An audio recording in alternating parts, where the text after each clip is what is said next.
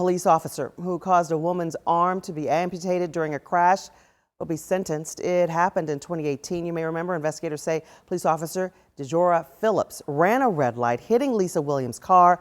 The injuries were so severe, Williams lost her arm. CBS 46's Trayson Bragg live at the Fulton County Courthouse right now with details. Trayson, what have you learned in this case? Well, Karen, that hearing actually wrapped up about 40 minutes ago, and in that hearing, the former officer learned that she will not be heading to jail. This morning, there was a sentencing hearing for former APD officer DeJora Phillips. Back in 2018, while on the jobs, Phillips was involved in a serious auto accident while heading to a call to back up a fellow officer.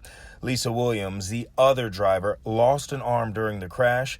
The Georgia State Patrol later determined that former officer Phillips ran a red light and only had her emergency lights lit at the back of her patrol unit, resulting in the devastating crash. Phillips acknowledged those findings, calling them mistakes on her end. In 2019, she was indicted by a Fulton County grand jury on charges of serious injury by vehicle, violation of oath of office, failure to obey a traffic control device, and reckless driving. She pleaded guilty to the first count of serious injury by vehicle. And after some back and forth in court during the hearing this morning from all parties involved, she learned her sentence. Accept the negotiated plea, that is, count 1, 10 years to be served on probation, that Ms.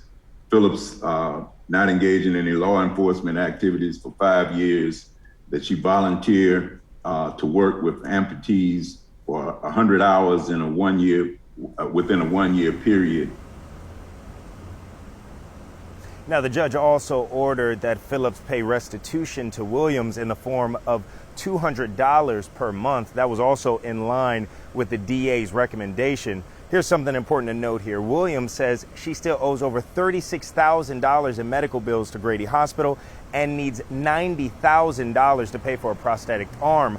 The county's Victim Services Division says they will continue to work with Williams in hopes of finding a nonprofit to pay that over $90,000 for that prosthetic arm. Reporting live in Atlanta, I'm Trayson Bragg, CBS 46 News. All right, Trayson, thank you for that. Now, Atlanta